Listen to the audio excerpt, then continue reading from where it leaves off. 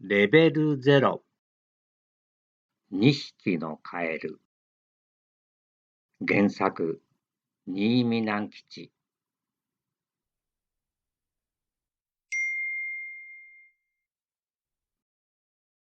緑のカエルと黄色のカエルがいました。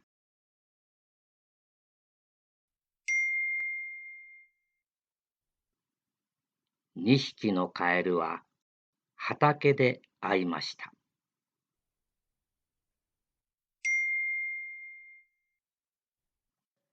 君の黄色は汚いね。緑が一番。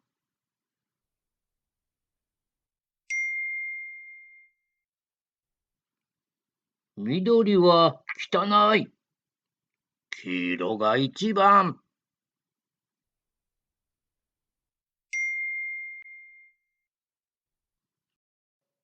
喧嘩が始まりました。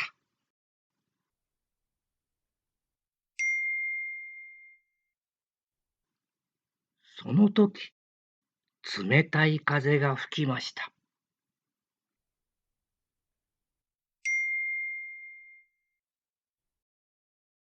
冬が来ます。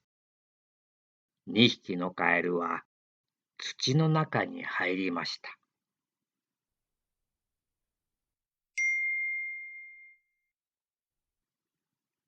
2匹のカエルは土の中で寝ます。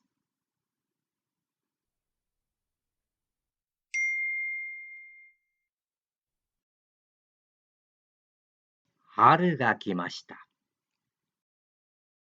暖かい。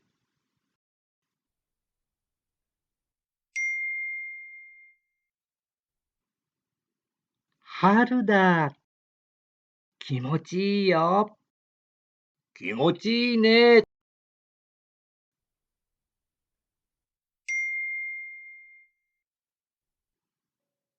飛ぶん、飛ぶん。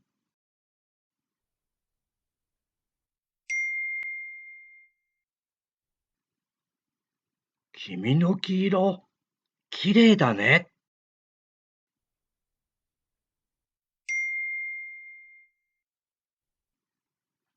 君の緑もきれいだよ。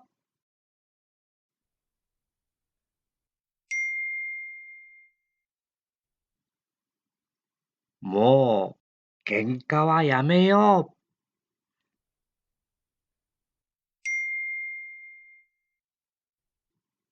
う。2匹のカエルはもう喧嘩をしません。友達です。